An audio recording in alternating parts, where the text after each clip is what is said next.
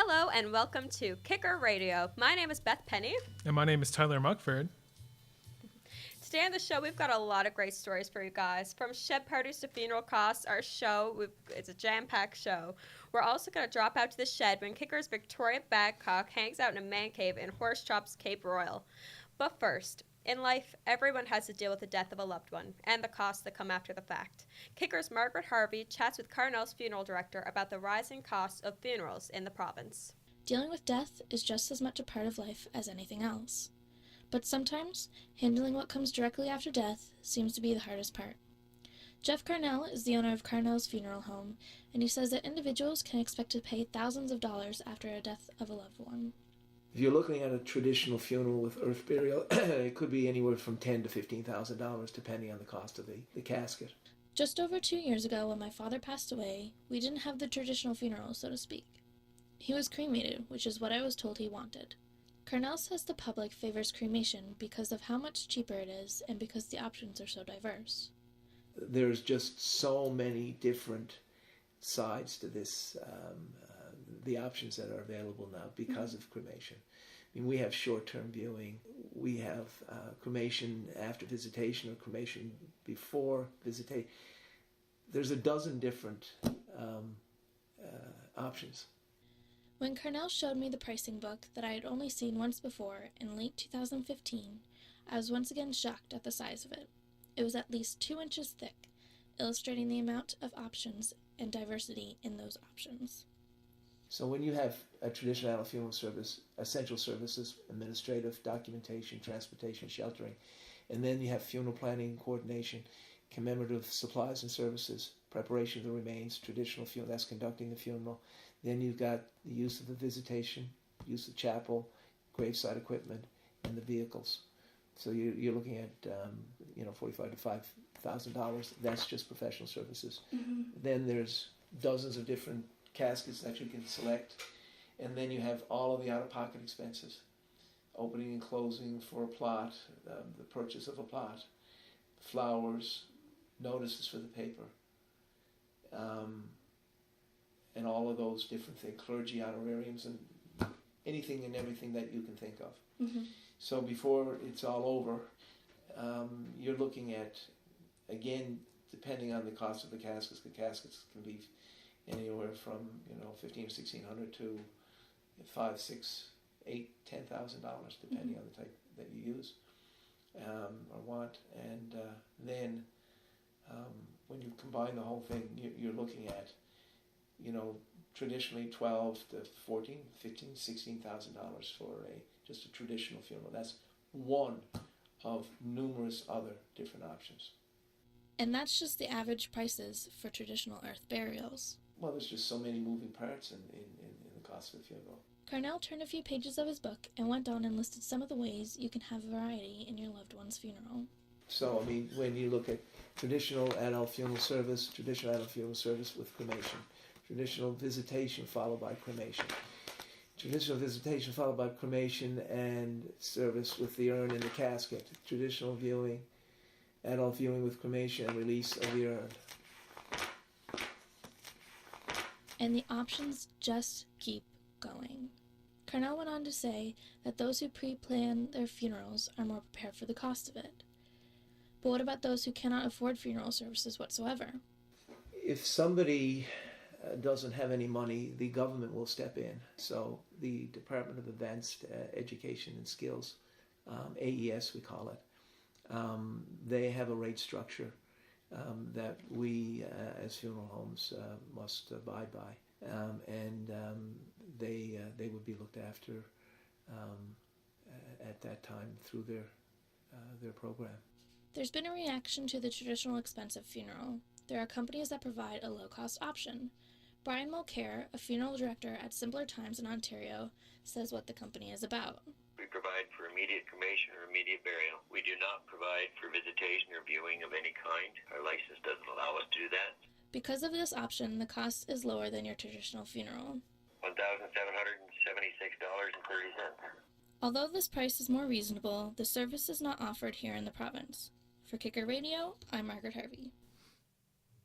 A petition started by Beer Canada is bringing attention to high beer taxes across the country. Kicker's Tyler Dunn has the story. We already pay high taxes. Now, to add insult to injury, even drowning our sorrows is going to cost more. Almost half of what we pay goes to the taxman, a percentage that will increase every spring. And there's nobody that's looking at what impact that's having on beer drinkers or on the industry. Luke Harford is the president of Beer Canada, a nationwide lobby group for beer drinkers and brewers. He wants to put a stop to what he says are unacceptable taxes on beer, and he started a petition. There is a great love for beer in Newfoundland, and the brewers have made a significant investment in that province, and we certainly want to see that have every chance of being sustained. And the federal excise duty escalator. I was just wondering if you had an next info. Put it in place. It's gonna start increasing tax effective this April 1st, and there's nobody that's looking at what impact that's having on beer drinkers or on the industry. How big an impact? Hofford says it adds up to millions. The last year's the impact of the 2% increase that they had was $15 million. This year's increase is going to be another 1.5%. That's going to be $10.5 million that the industry is going to have to pay in terms of excise. But of course, that's only part of the story. The other part of the story is that the wholesale prices go up, which means provincial markups go up, and then you've got GST and PST, both of which will go up, and that results in higher prices for consumers, and consumers have to decide whether or not they can afford beer anymore. So almost like a domino effect that'll, in the end, turn the price. It's a tax-on-tax effect. It's undemocratic because it's just it's fire and forget. They put it in place. Now they never have to look at it. They don't have to talk to Canadians. And we want Canadians to know the reason why the price of their beer is going up is because of government tax. Kicker wanted to know, are beer drinkers fed up? We headed to the bars downtown to find out. I don't like it at all. Did you know that it was almost... I wouldn't have guessed even close to that number. Forever? Gives me anxiety thinking about it. I guess it kind of makes me feel like maybe I should switch to whiskey. I did not know that. Come spring, come the beginning of April, the price of beer will go up. How does that make you feel? It doesn't make me feel good, but we got to fix the problems. Problems being? Problems being the massive debt we have. A spokeswoman for the Department of Finance told the Telegram earlier this month that the last increase was over 30 years ago. Whatever the price may be, Newfoundland and Labradorians will continue to pay the cost. I'm Tyler Dunn, Kicker News. Plastic shopping bags are one of the greatest eyesores of Newfoundland and Labrador. They seem to always be stuck in trees or on the side of the road. Last month, Cartwright, Labrador enforced a bylaw banning the use of these plastic bags.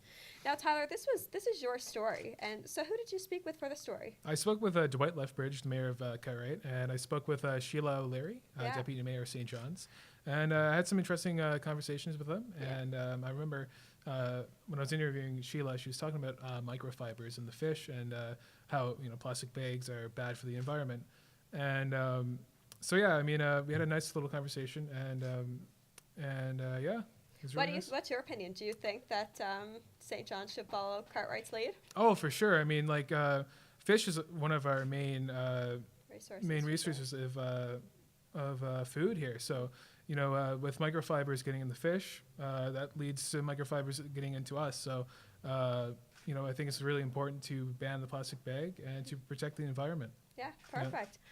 Well, here's Tyler Mugford with the plastic bag story. In most towns in this province, you don't have to look very far to see a plastic bag. I think it saved a bit of time. But you won't see any scattered around Cartwright. Cool. Last month, the small Labrador community banned the bag. They're a mess in the environment. They're the biggest problem we have down at the landfill. We might do that for a few. They blow outside of the fencing and they get snarled up in the trees, and they're basically all over town in the ditches. So we just decided that it was time to get rid of them for environmental reasons. the provincial capital could learn a thing or two from Cartwright. St. John's Deputy Mayor Sheila O'Leary has lobbied for years to ban the bag. Last year, Council passed a motion to do just that.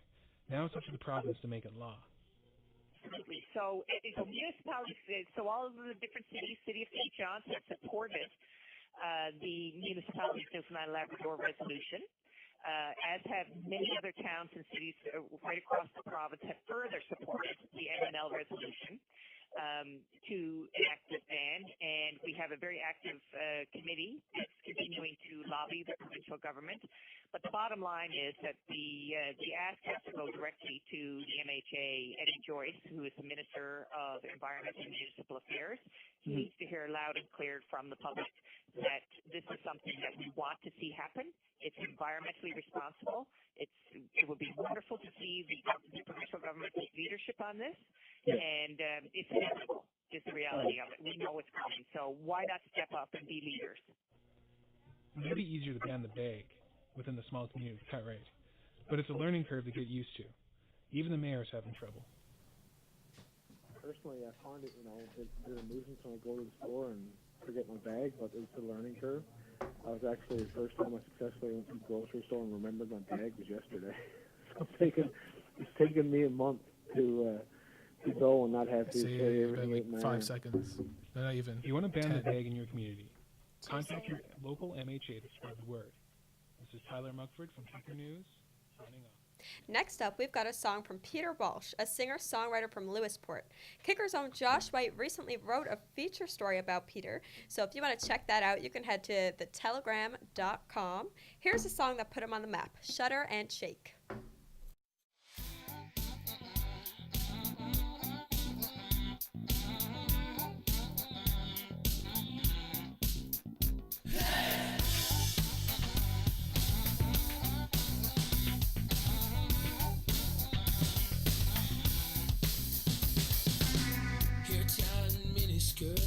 Rocking brand new Converse. Wouldn't know if it was 1983. You look so good it hurts. So hot in that Zeppelin t-shirt. You're getting close, I feel the heat. Don't need goodbyes and the miss-me's. Live out good vibes and big dreams. Take out the SX70. Take a picture with me. Love's like a Polaroid. Trying not to let things fade. Let me be the poster boy. For the memories you wanna make. Let's say photographic magic. Keep for all days. And all it takes is a little shudder and shake, baby.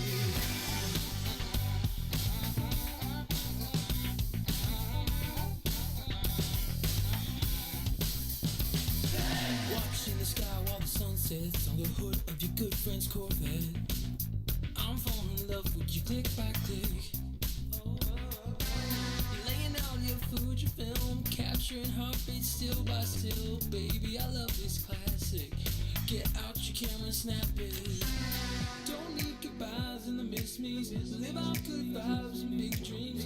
Take out the SX70. Take a picture with me. Love's like a Polaroid. Trying not to let things fade. Let me be the poster boy. For the memories you wanna make. Let's say photographic magic. Keep for all days. And all it takes is a little shudder and shake, baby.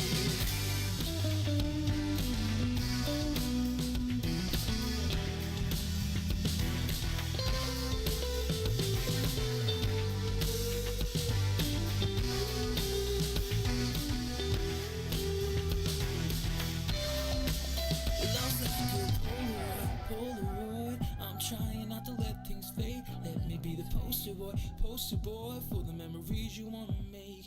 Let's take photographic magic to keep for all the days. And all it takes is a shot of that shake. Polaroid. I'm trying not to let things fade. Let me be the poster boy for the memories you wanna make. Let's take photographic magic to keep for all the days. And all it takes is a little shudder and shake, baby.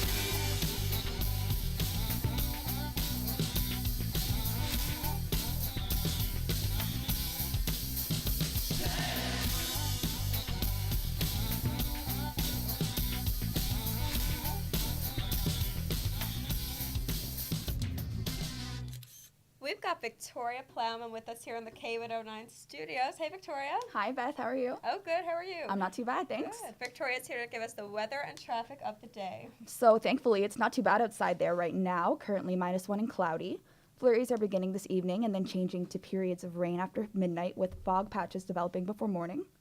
It's calling for a rainfall amount of 2 millimeters, with wind blowing southwest at 30 kilometers an hour, gusting to 50, later moving to south at 40, gusting to 70 near midnight. Temperature will thankfully be rising to +5 nearby morning. Tomorrow is calling for periods of rain and fog patches, nothing new for the city of St. John's and area, unfortunately. With a low of +2, hopefully it'll be a decent day for us. Driving conditions are good across the metro area right now, so just take your time and enjoy your Thursday. Back to you guys. Thanks so much, Victoria. We also have Kicker's own Tyler Dunn in the studio with us, and he is here to tell us the latest on sports. Hi, Tyler. Hi, Beth. How are you doing? Good. How are you? Great. Thanks for asking. So, yesterday in the NHL, the Islanders played the Maple Leafs, who swept them 0-5 for the Leafs. The San Jose Sharks also played the Detroit Red Wings, and the game went to Detroit with a 2-1 final score. And as well as the Flyers played the Capitals, and the Capitals took the game 5-3. Today, a couple of notable games are the Maple Leafs are playing the New York Rangers. The puck drops at 8:30. We have the Montreal Canadiens who are playing the Hurricanes, also at 8:30. And then lastly, the Oilers are playing the Avalanche at 10:30. And the final game is actually the Chicago Blackhawks are playing the Vancouver Canucks at 11:30. In the NBA, we do have the we have the Toronto Raptors who are playing the Wizards tonight at 8:30. And of course, this weekend we do have Super Bowl Sunday coming up. So this Super Bowl is going to be against the Philadelphia Eagles and the New England Patriots again this year.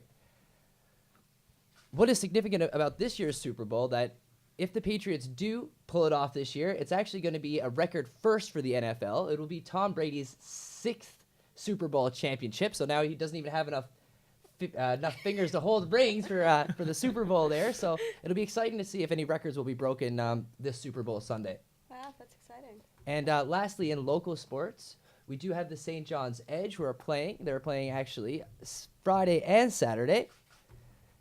And as well as Tuesday and Wednesday the following week. And the first two games are against Moncton, and the Tuesday-Wednesday games are against Windsor.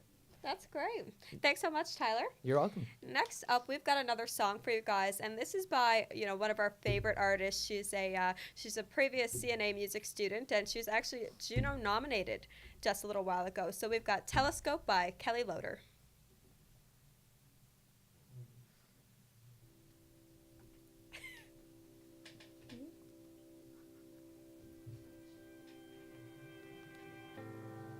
Okay. So then we have Erica. Yeah, that's what I'm saying. This.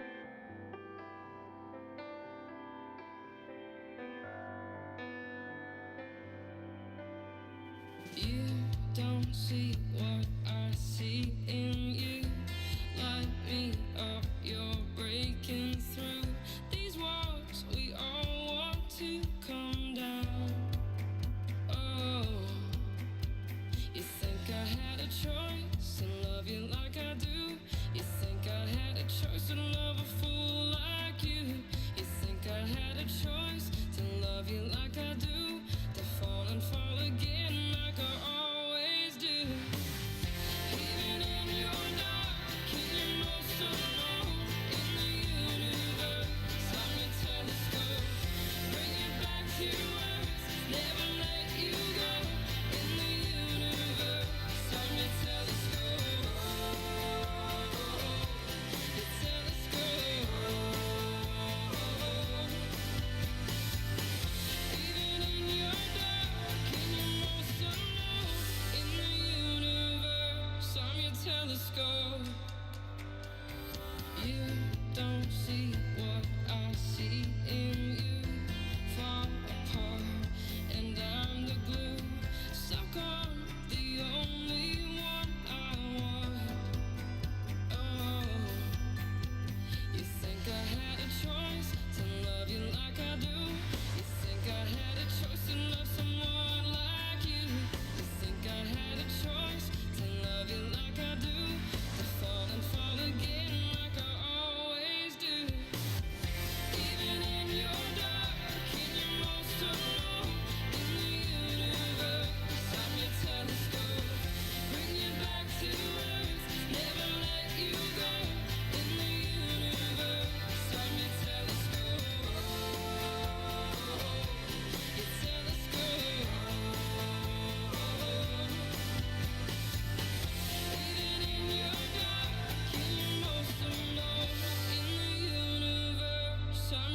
telescope. Pull me in your galaxy. Push against gravity. Oh baby, I need to be close to you. And fall again. Yeah, fall again. Pull me in your galaxy. Push against gravity. Oh baby, I need to be close to you. And fall again like we always do. Even in your dark and your most alone in the universe, I'm your telescope. Bring it back to earth, never let you go. In the universe, I'm your telescope.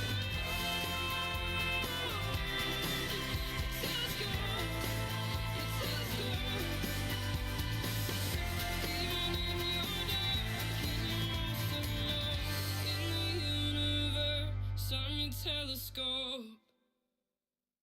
Kelly Loader with Telescope. Next up, we have Kicker's own Arthur Green. Spoke with a nurse due to addiction. Oh, In the isolated town of Newvik, Northwest Territories. That's okay. For 4 years, Ben followed the rules in his occupation. This all changed the day he injected himself with morphine one night. Ben lost it all. His marriage and his career. This is his story. My name's Ben Cox, and I grew up in St. Anthony, Newfoundland. I was 13 when I left there. My parents split up, so I moved around a couple times with my mom to Ontario and Cape Breton, and didn't do very well in high school in Cape Breton, so got into a bit of trouble there as a juvenile, and my dad came and brought me back to live with him in Roddickton. This move back to Newfoundland would change Ben's life. He did well in high school and attended St. FX University. I took a nursing degree, and I loved my job. I was really good at it. I loved helping people. Both my parents were nurses, so it was a good fit for me. This all changed one night in a Newvik hospital when Ben decided to inject opiates while on night shift. Ben recounts that night he abused narcotics at work. I'd say about 2 years into my career up north, it was one night on a night shift that I got it in my head for various reasons to try wastage the excess of the narcotic. It was morphine at the time, and I ended up trying it and realizing that I liked the way I felt on it. That was the start.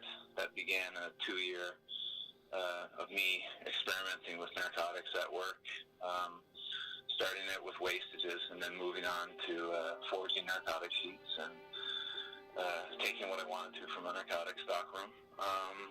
And I told nobody, so I kept this secret and kept nursing, keeping appearances up, and no one knew, not even my wife at the time, what I was doing until 2011, and it all came out when a paper trail led to me getting brought into an office and put on suspension, and then pending an investigation. The feeling of that secret he kept is forever etched in Ben's mind. He describes the emotions he felt that night and has some advice for anyone who is battling a workplace addiction.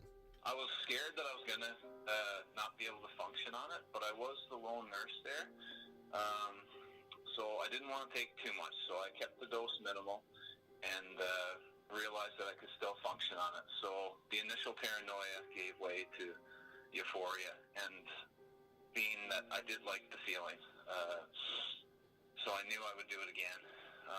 So, like I say, I was scared that I wouldn't be able to function, but that gave way after I realized I could function on it, and I had a high tolerance for it, as evidenced later on as I was increasing the doses and stuff. So I was very nervous, but then I thought, I began to condone it in my head, thinking that I knew enough about the drugs as a nurse that I could use it without it affecting my career and my life, but that was just my head playing tricks on me. So it's hard to say to come forward, because that is the big fear that I had as a nurse. I didn't want to lose my license, and that's exactly what happened. So if you can find and seek help and treatment elsewhere, it would be the best thing for you, but you have to admit you have that problem. And I find as nurses we're really weary about admitting we have problems, thinking that we're the ones to solve the problems and not the ones that need help. So it's a big obstacle for healthcare professionals to admit they have a problem. It took me getting caught to admit I had a problem and then getting charged. And that really scared me to the point that I knew I really needed help. I wasn't a nurse anymore. I was just a normal person who really needed help. Since hitting rock bottom, Ben has turned his life around by sharing his autobiography with others. While in rehab, he wrote a tell-all book which began his journey of healing. He sold every copy. By telling his story, he hopes to inspire anyone with a drug addiction to speak the truth, even if your voice shakes. For Kicker News, I'm Arthur Green. If you enjoyed these stories today, go check them out at www.kicker.cna-nl.com. Next up is Erica Yetman with the news of the day. Hi, Tyler. Thanks for having me. Hi. So, one of the top news stories of the day in Newfoundland right now involves the Muskrat Falls, as usual. It was released today that the Muskrat Falls inquiry will be exempt from the Access to Information and Protection of Privacy process. VOCM is reporting that some members of the House of Assembly Management Commission are uncomfortable with this decision. Also on VOCM, the Ferryland RCMP are asking for the public's help in locating a missing 49-year-old man from the Avalon Peninsula. Raymond Halloran was last seen on January 12th and is described as being 5 feet 9 inches tall and 175 pounds, with gray eyes and brown hair that may be dyed purple. Also up in the news, Kicker graduate Martin Jones had a story for CBC News today talking about expiration dates for prepaid cash cards. While gift cards in Canada typically have no expiration date, it's not the same for prepaid gift cards such as Visa gift cards. If you're hoarding some prepaid cards, you might want to look at the fine print. Jones says a complete list of fees and rules for prepaid cash cards can be found on the Financial Consumer Agency of Canada website. With the news of the day, I'm Erica Yetman. Thanks, Erica. Now we've got Victoria Plowman back in the studio to give us another update on weather and traffic. Hi, Victoria. Hi, Beth. Thanks again. No problem. So it's not too bad outside there right now. It's currently -1 and cloudy. Flurries are beginning this evening and then changing to periods of rain after midnight with fog patches developing before morning. It's calling for a rainfall amount of 2 millimeters with wind blowing southwest at 30 kilometers an hour, gusting later to 50, and moving to south at 40, gusting to 70 near midnight. Temperature will thankfully be rising to +5 by morning. Tomorrow is calling for periods of rain and fog patches, nothing new for the city of St. John's and area. A low of +2, hopefully it'll be a decent day for us. Driving conditions are good across the metro area right now, so just take your time and enjoy your Thursday. Back to you guys. Thank you so much, Victoria. I'm so glad the weather's been holding up here lately. Oh, I know. Yeah. It was so cold for the last few days. I'm hoping the next few days will turn out to be decent. But I really did think we were going to have a snow day on, what was that? Monday? Tuesday. Tuesday. It wasn't nice out, though. Yeah. Yeah, it was pretty nasty. Very. Yeah, It was. A lot of people were saying that they felt like they should have shut down the schools just because it is pretty dangerous, for the schools on the school bus and everything. Oh, definitely. Yeah, the roads were pretty sloppy that day. They were. It was so wet. Yeah. So much slush. Right. Thanks so much, Victoria. Thank you. Thanks. Next up, we have Tyler Dunn coming in the studio here now, running in. He's late, as always. He's going to give us a quick little update on the sports. But thanks for coming back, Tyler. Oh, not a problem. I figured I would put out the actual NHL scores this time around, starting off with the Islanders game yesterday against the Toronto Maple Leafs. And the Toronto Maple Leafs won that game. It was a 5-0 victory for the Leafs. And then we moved on to the Sharks, who played Detroit. Detroit took that game with a 2-1 win. And the Flyers played the Capitals, and the Capitals won that game 5-3. Tonight, we have the Toronto Maple Leafs, who are playing the Rangers at 8:30.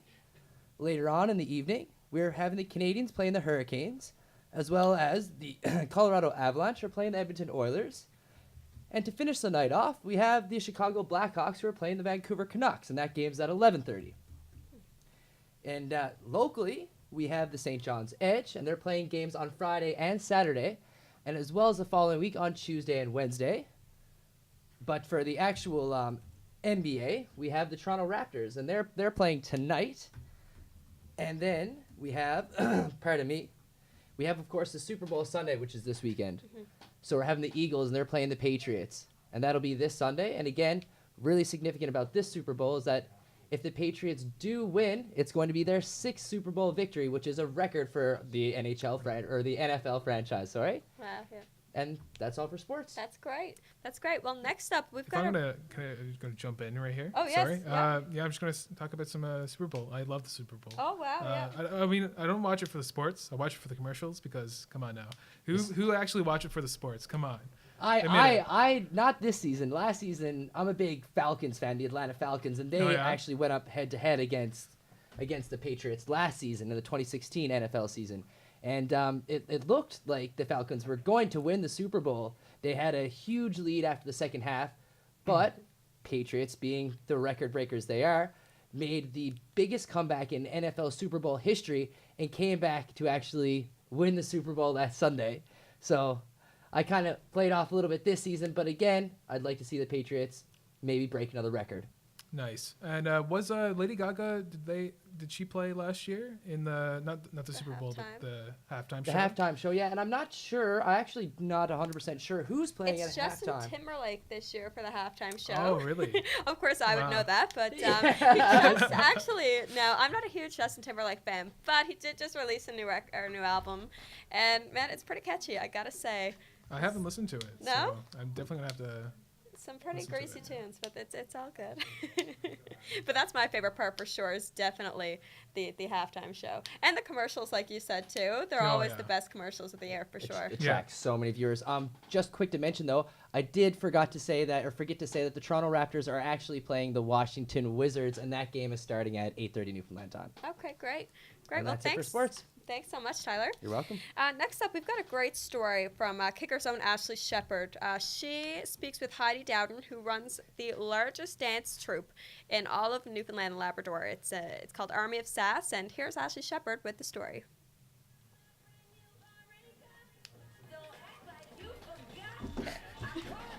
Oh, thanks. Sorry, I didn't. Oh, no.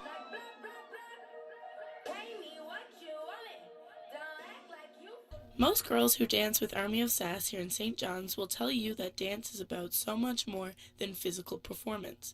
It's about empowerment. Heidi Dowden leads the troupe here in St. John's. She says her experience dancing with these women has had a positive impact on her body image. It's just such a warm atmosphere, and I'm the one that's trying to make them feel positive and feel great about themselves. It's just natural to feel that way yourself. You can only say it so many times, and then you have to believe it yourself. You know what I mean?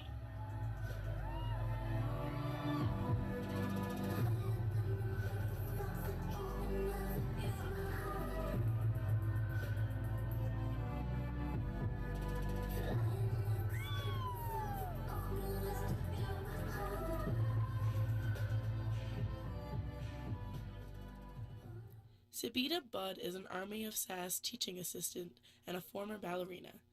Sabina says that she has dealt with countless rejections for dance roles for not having the right body type. Sabina now feels nothing but love and acceptance since joining Army of Sass. So I never really fit that stereotype, right? So I got turned down for a number of roles and, different positions throughout my little dance career, if you want to call it that.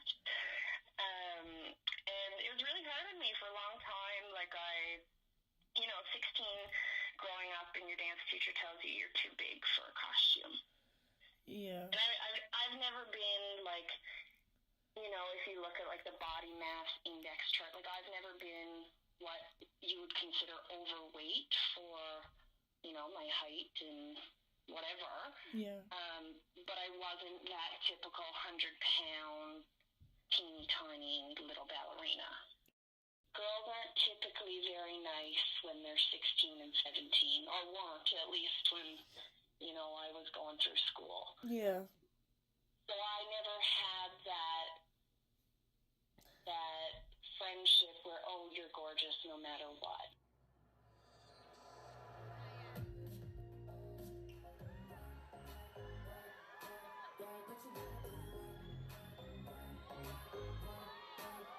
Our CEO, Carla Catherwood, came by for our AOS Fest. Yeah. Summer, after our June show, after our Diva show. And she said that one of the things that's so amazing that you don't see in every Army of Sass location is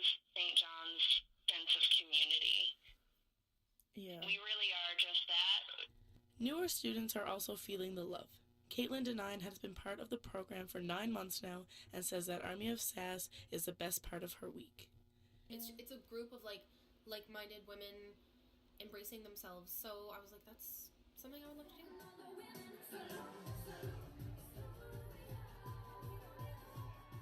I've had like bad days and like I'm just not ready to go to dance. I'm like, I don't want to go to dance right now. I'm in a bad headspace, and I go, and afterwards my mood is completely uplifted. I'm so happy. I'm like running around my house dancing. I can't sit still, having a great time. So yeah. How does dance make you feel?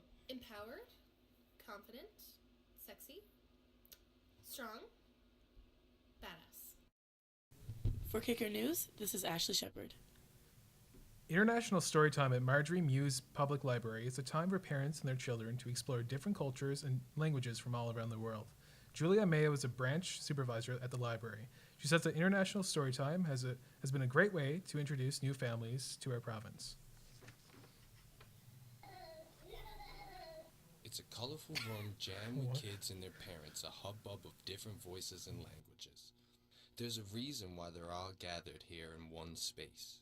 International Storytime was an idea that I came up with to meet the need that I felt that we had to try to highlight and showcase and spotlight our growing diversity in the province. I'd say about 6 or 8 months ago, we had our very first one, International Storytime, and because we had realized that we have a lot of multicultural families and families that are brand new to the province, and we wanted to try to strengthen our community and educate people and make them aware of the diversity that's there without being heavy-handed with it. It's an opportunity for people to read stories out loud in their own language. Mayo says it's important to teach children about diversity at a young age. I think that kids, when you're little, you're born with no prejudice. Like there's no prejudice. You're taught that as you grow up through either your family or your environment or, social connections or whatever. And if we can be a strong point of reference for them to come to and say, okay, look, I learned a story at Storytime today that says that, this little boy likes to wear dresses, and that's okay. Yeah. There's nothing wrong with that, right? And it just kind of broadens their viewpoint. So, if you start young, then you won't have the problems as they get older, right? So, yeah, like I said, prejudice is a learned behavior. Yeah. For many, the library isn't just about books. I hope that they grow up knowing that the public library is a place where they can come and be safe. They can come and be whomever they are, and they can come and, even if they're not a big reader. Like a lot of people think that, if you go to the public library, it's because of books. We're a lot more than books. There's something here for everybody. Mm-hmm. Rebecca Presley and her 2 daughters took in their very first International Storytime this past week. I find it's beneficial to start young because then it's just something that they're exposed to from the beginning and they don't think anything of it as they get older. So something that is just normal. It's an affordable activity for everyone. I feel pretty fortunate that we have these programs available to us for free, especially. It's nice to be able to come, and we're very lucky to have them. I think giving them a chance to hear different languages spoken is pretty awesome because we don't speak any other languages in our home, so it's nice for them to be exposed to some different words, different languages. The lesson here? Everybody is equal. Maybe that's why it has attracted so many children from all different backgrounds. For Kicker News, I'm Cameron Kilfoy. Next up, we've got another song from our favorite artist, Kelly Loader. This one's titled Unlikely Seas, and it's from her new album, Benefit of the Doubt.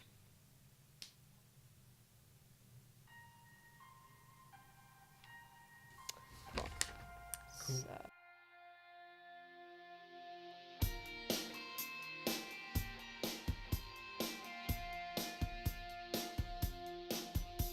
Standing on the edge of the dark, and I can't stand down. Waiting for my rainbow to come, but it won't come now.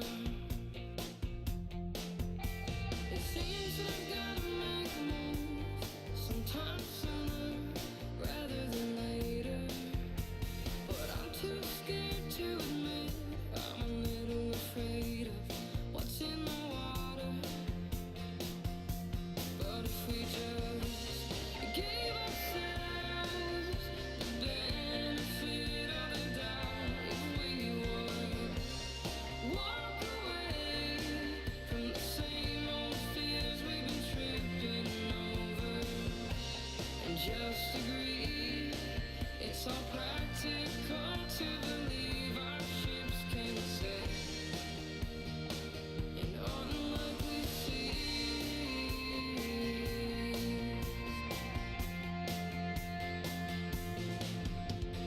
Waking up to noonday sun, day after day, I blow my cover.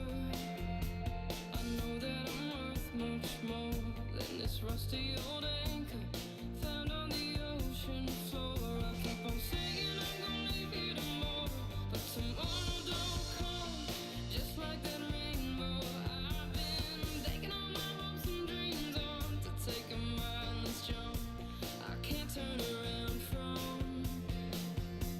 But if we just gave ourselves the benefit of the doubt, if we would walk away from the same old fears we've been tripping over and just agree it's all practical to believe our ships can sail in unlikely seas.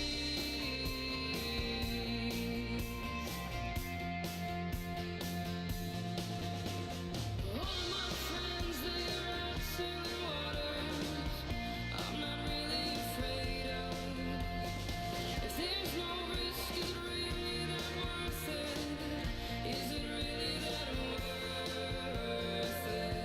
But if we just gave ourselves the benefit of the doubt, if we would walk away from the same old fears we've been tripping over and just agree it's all practical to believe our ships can sail in unlikely seas,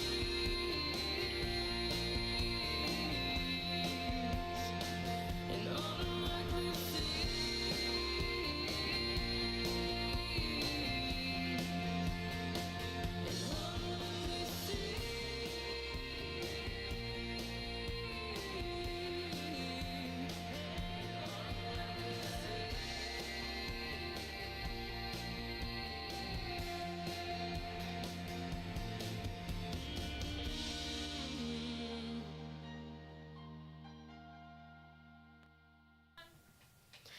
Yesterday, January 31st, was Bell Let's Talk Day, which is all about mental health awareness.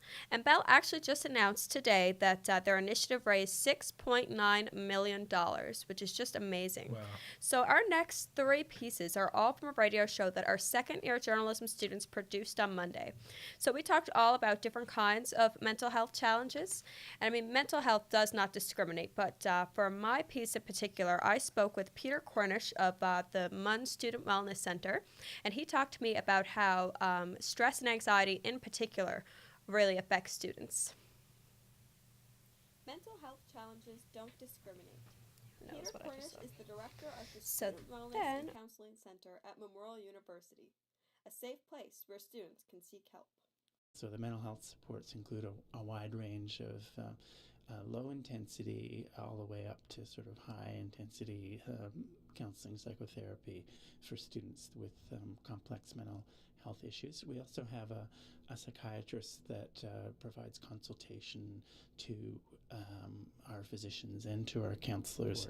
But the stepped care model is really, the idea is to empower students so that we don't kind of offer something that's too intensive for things that don't warrant it. We start with simple solutions, and if they aren't enough, then we can go to the more complex ones. Cornish says that students in particular are facing two main mental health challenges. Well, the number one is stress and anxiety, and that one's sometimes difficult to untangle because they're really different things. You can have anxiety that gets to be what we would call a mental illness, or you can have normal stress and normal anxiety, which is what we would expect, and we actually even want it in an educational process, because when you're learning, if you're not struggling through, and if you're not confused, and if you're at times not stressed, you're actually not really learning, because learning is a change process that requires adjustment and and confusion.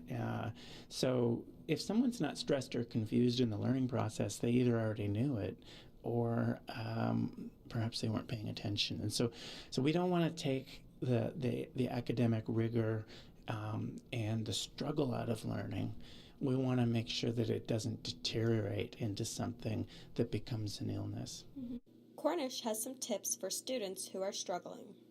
The first tip would be to, and it may sound a bit unusual, but we actually want people to get to know their anxiety and make friends with it. And that sounds strange. What it really means is tuning into it and using it as a cue. So sometimes anxiety is there because it's telling us that we have a problem we have to address. And so if you're anxious about an assignment that's due or a test that's coming up, you kind of go, okay, hello, anxiety. You're like that alarm clock that wakes me up in the morning. You're just reminding me. And so teaching people that anxiety isn't their enemy. It's just a sensation that we have, so that we don't then react to the anxiety itself. We walk towards it. We don't take flight from it, or we don't try to fight it. Chelsea Smith is a second-year nursing student who made friends with her anxiety by getting organized.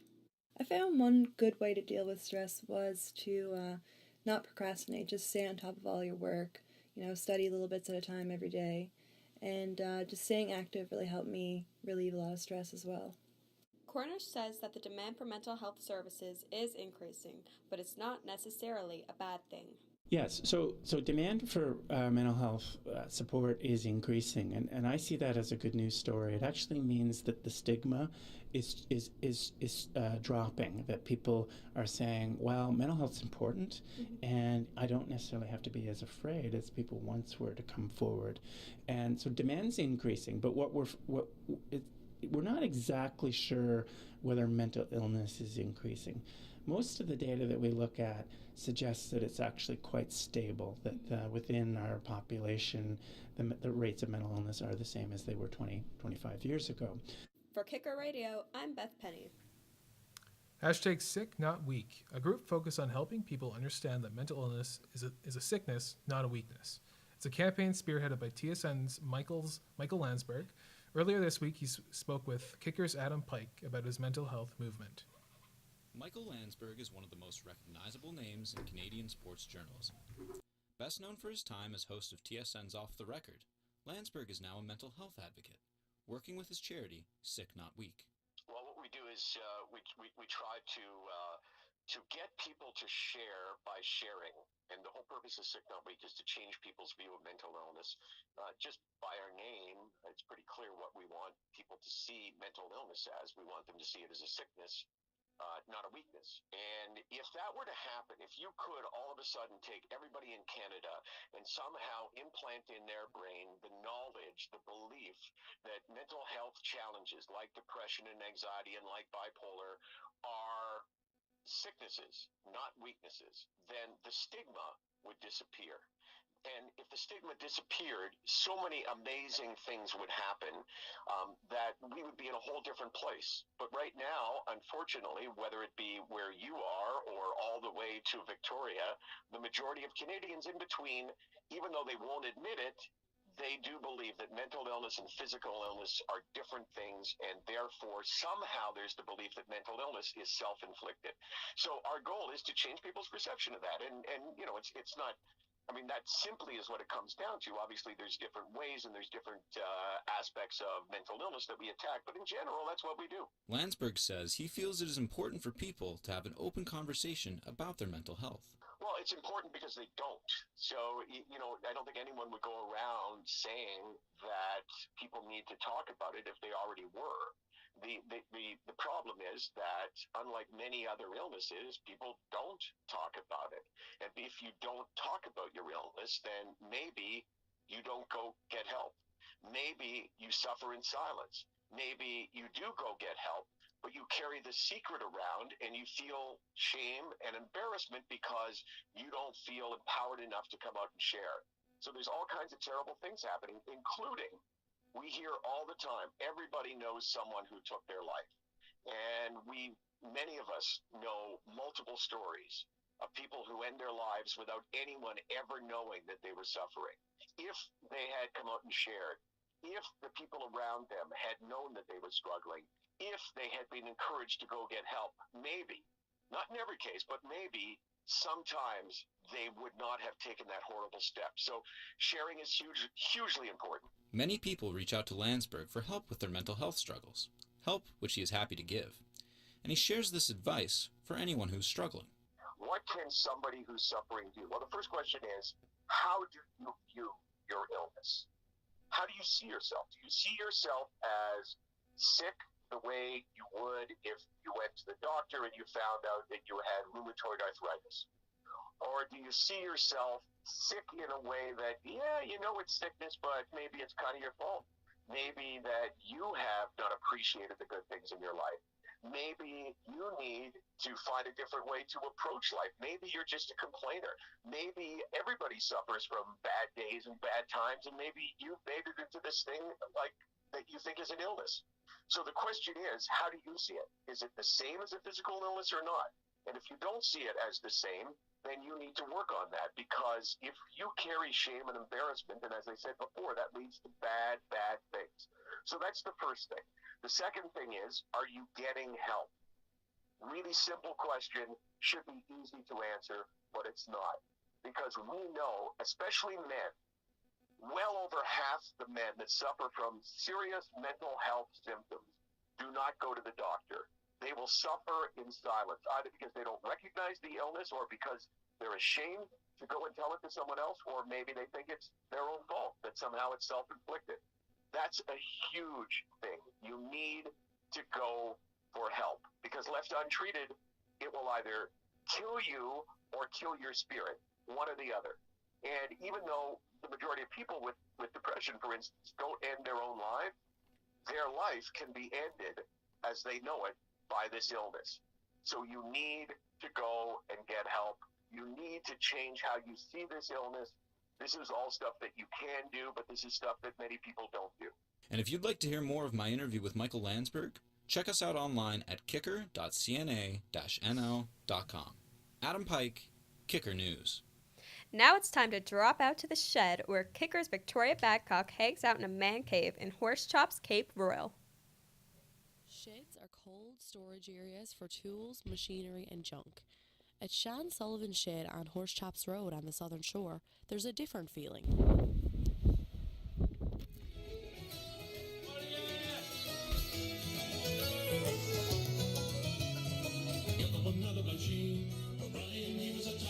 Newfoundlanders are known for a good time and their good hospitality.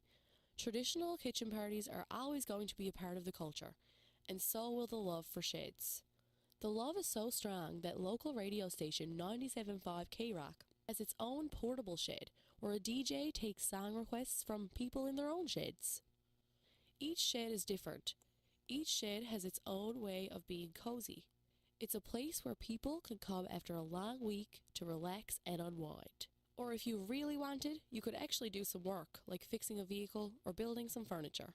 It's a spot where you stores the tools and the bikes and screws and puts a bit of wood in there.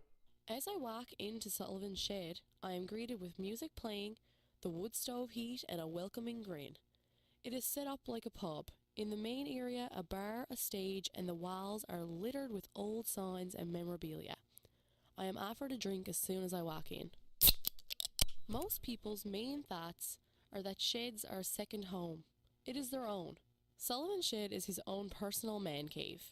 The shed, well, the shed for me is heaven, because I can go out there and I can be a top-notch mechanic when no one's around, top-notch carpenter. I can play drums. I can make all kinds of noise, no one cares. I can get the smell of house off me. And when the wife is mad at me, I can go out there and it's nice and quiet. Place to work, you know, place for the buddies to come over and hang out. Sean's wife Sandy agrees. The shed is heaven. It's a perfect place for men to go because then they're not coming into the house messing it up. They can talk about all their manly stuff, cars and whatnot, and we don't have to listen to them. And they're pretty noisy when they get on the go and when they're playing their music, so I don't have to listen to that. So basically they're out of my way, and if I need them, I could just yell out. Damage occurs. It's a lot easier to, I guess, contain in the shed, and it's a lot cheaper to destroy things in the shed than it is in the kitchen. Across the Atlantic in the UK, they have a Shed of the Year and a Shed Week. Shed Week is something that will be a hit on the Southern Shore. For Sean Sullivan, every week is Shed Week. Victoria Badcock, Kicker News. Now, I don't know about you, Tyler, but I haven't really spent that much time in sheds. Have Are you serious? Oh man, that's where I spend most of my time, especially with my friends. I mean, that piece really brought me back home. I gotta say, I love my shed. My father's actually thinking about rebuilding it because it's kind of old. So I mean, like sometimes when we're having parties in there, we might just break through the floor because they're so old, right? Yeah. So yeah, I mean that piece really brought me back home. Is it heaven, like that guy was saying? Really heaven? Now I don't know if I'd ever relate a shed to heaven, but yeah. Yeah, I mean, it's a great place to hang out with your friends and just kind of forget the world. So yeah, no, I think my friends are a little too high maintenance to spend that much time in a shed, unfortunately. But yeah, that's great. I really enjoyed our show today. I mean, there were some great pieces. And how did you feel about it? I mean, you're a first-year student. Yeah, it's my first actual show, so it went by really fast. I'm pretty surprised about how fast it went. And yeah, I was pretty nervous, but as time went on, I just kind of got comfortable. So looking forward to do another one. Perfect. Yeah. And if you enjoyed some of these pieces you heard today and even more, you can check us out at www.kicker.cna-nl.com. And we'll be here in the K109 studios at the same time next week. Thank you so much, guys. And Thanks, have a great day. guys.